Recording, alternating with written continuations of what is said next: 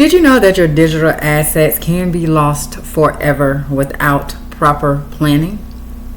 See, estate planning is not just for your physical property. It's also about your digital assets, okay?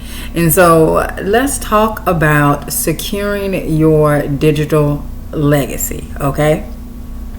And so that's what we're going to be talking about here in this video.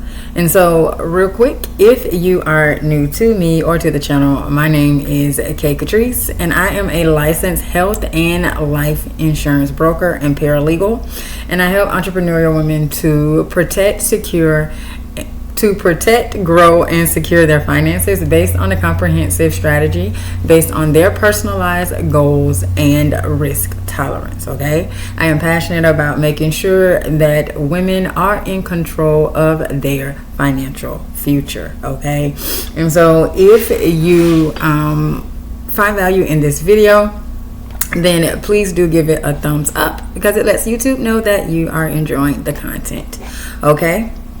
All right, so what happens to your Instagram, your crypto, and your email accounts after you're gone, okay? It's very important that when you are doing your estate planning, you also include your digital assets in your estate plan, okay? And so digital assets or anything that you own that exists online. So that includes your email accounts, your social media profiles, your cloud stored photos, and your stored rewards points, okay? Cryptocurrencies like Bitcoin are also digital assets, but they operate differently from traditional bank controlled money, relying on blockchain technology for security. But all of those things are your digital assets. And so when you are doing your estate planning, you need to include those in them as well, okay? And so when you are navigating the different aspects of your digital legacy, it is very important to consider your wide array of online accounts if you have them, okay? First off, your social media, so your Facebook, Instagram, Twitter, LinkedIn, TikTok, YouTube, okay? Your email, your Gmail, your Yahoo Mail. These may contain important personal and financial information. Business owners, this also includes your business emails, okay? Your business accounts. Your fintech and cryptocurrency, your online banking, investment platforms, and cryptocurrency accounts, which hold your financial assets. Your digital and cloud services, so your Google Drive, your iCloud, your Dropbox, your Google Photos, where your personal data and documents and memories are stored. If you do online sports betting or gambling, so your DraftKings and FanDuel accounts, they could have remaining balances or active bets. And also if you are doing online dating, so that includes your Tinder or Bumble or Black People Meet. I remember I did that when I was younger. I was like way young.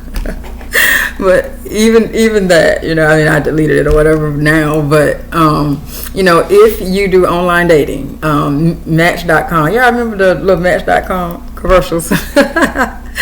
But all of that stuff is a part of your digital assets, okay?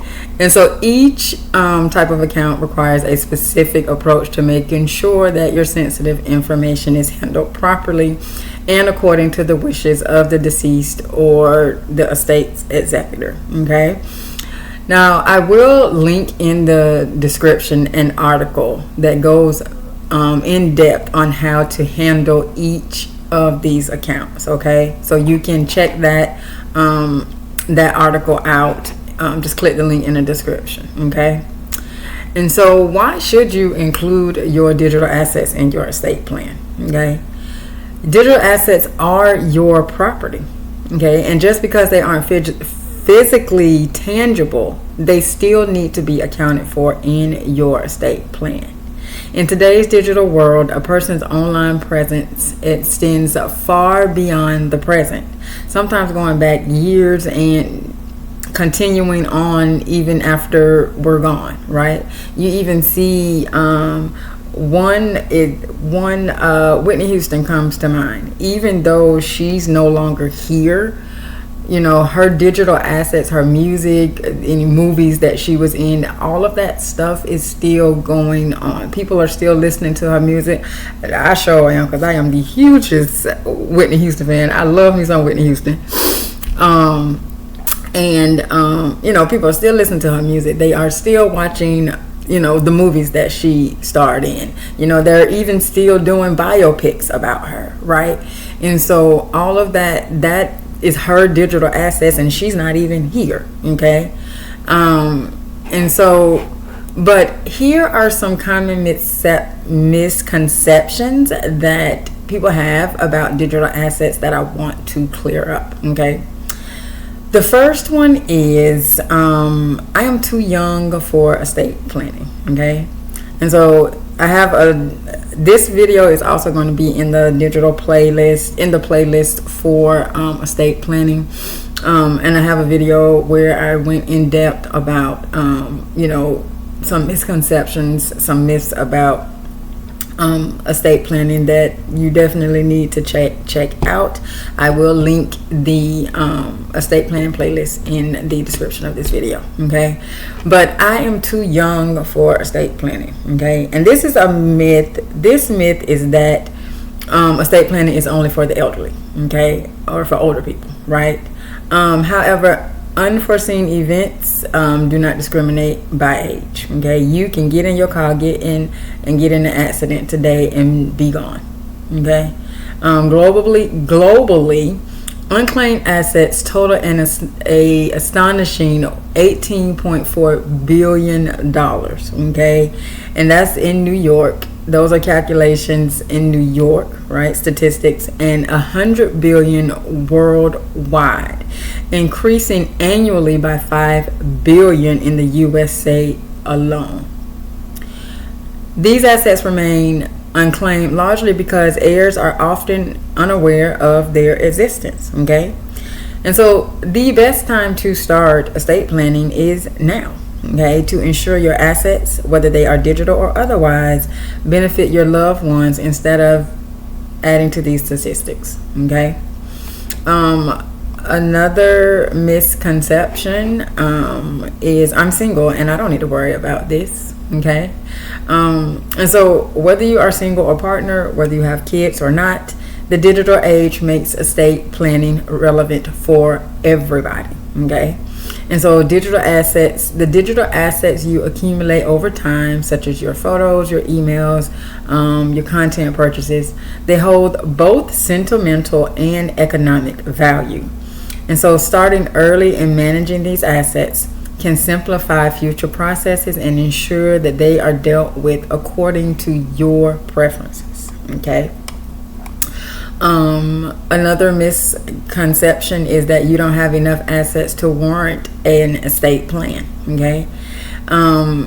Estate planning is not necessary. It's not just necessary for those with significant physical assets, okay? The reality is that everybody leaves behind a digital footprint that needs to be managed, okay? So this includes, again, everything from your email accounts to your online banking to social media and even virtual goods and games or digital collections. Regardless of the size of your digital estate, these assets require protection and deliberate planning to ensure that they are handled according to your wishes, okay? The reality of it is that estate planning is to make sure that your stuff is handled the way you want it to be handled and not somebody else, okay?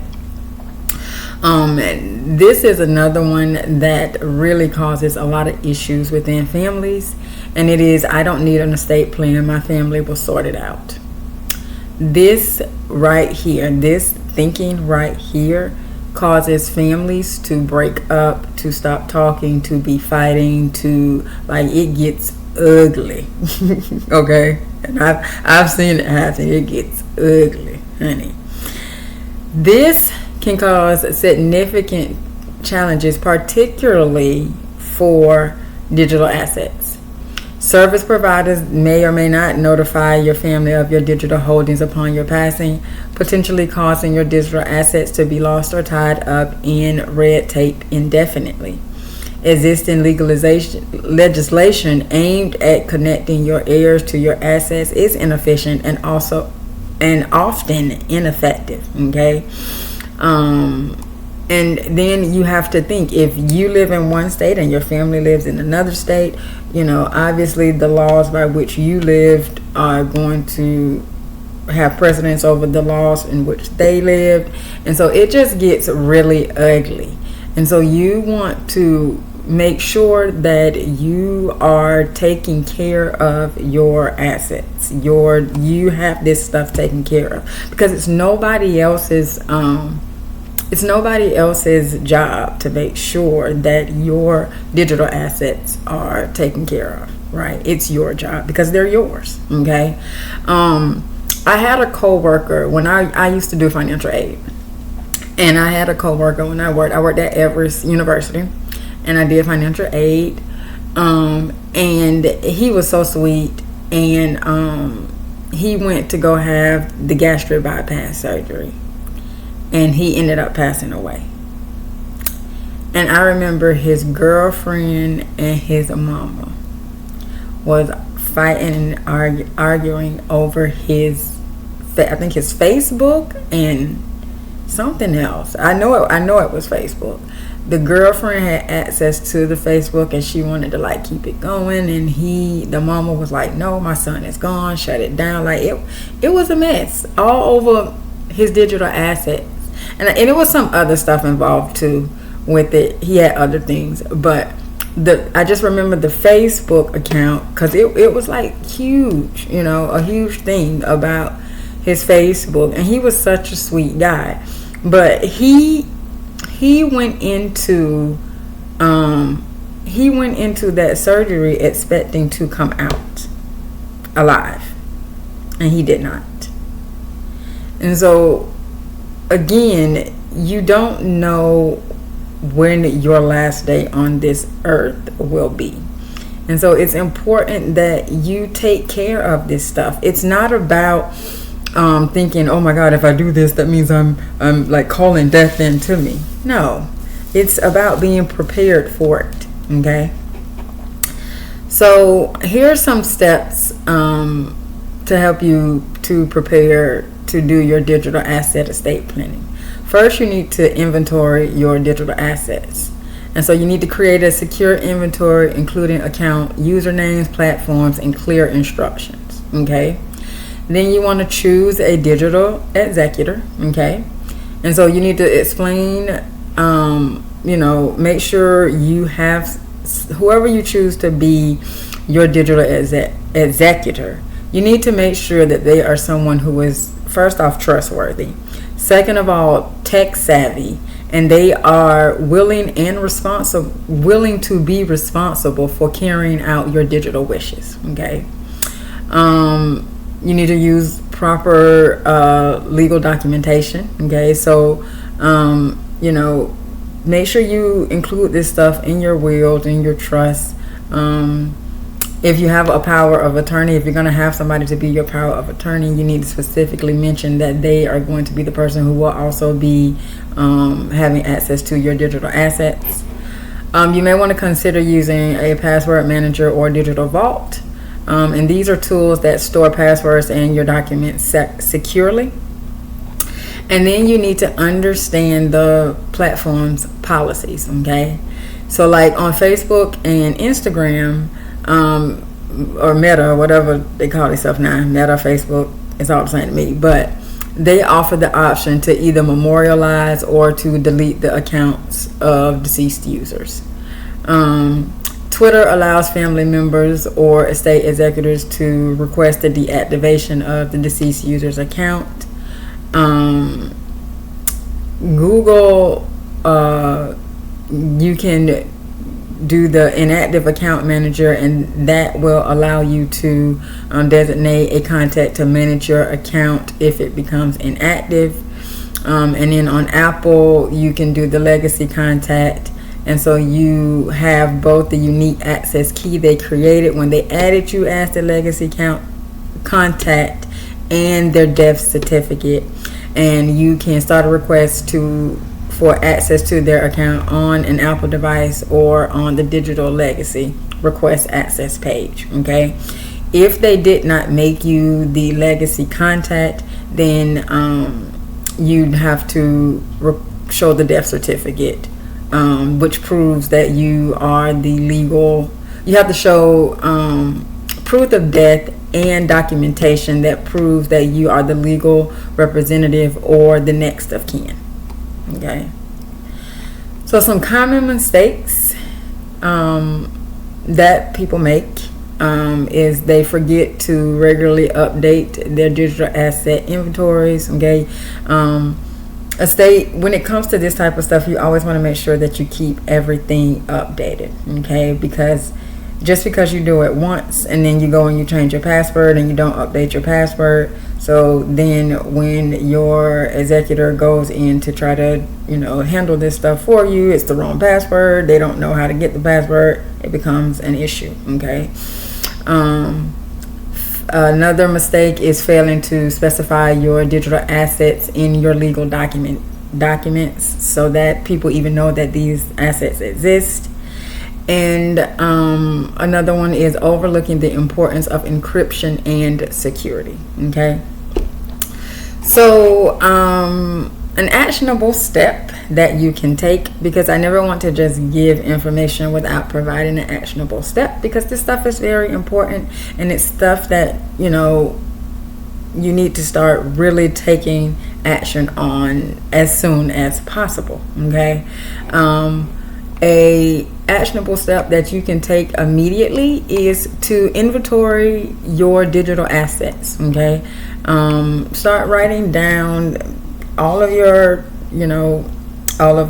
social media profiles and the passwords to get into it. Figure out and then figure out who do you want to handle all of this stuff when you die. Okay. Especially if, for my business owners, you need to especially come up with this stuff. Who is going to take over your business social media accounts, right? Your YouTubes, your TikToks. Like, who's going to take that stuff over if something were to happen to you, right?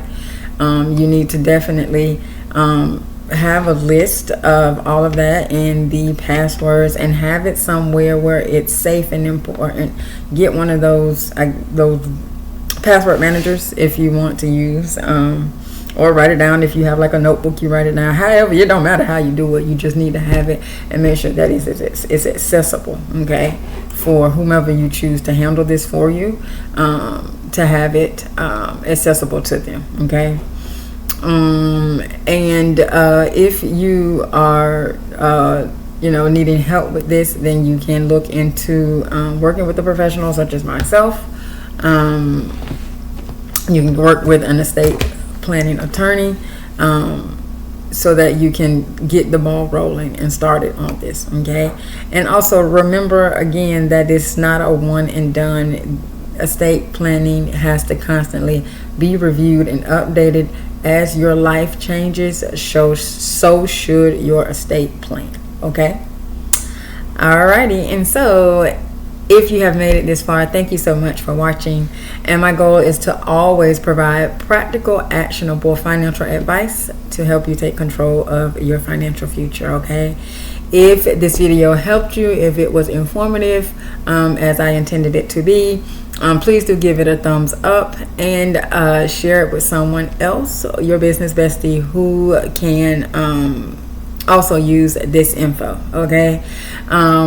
Also, if you have not subscribed to the channel, what you're waiting for, go ahead and subscribe and click the bell so that you get notified whenever I upload a new video to the channel. Okay.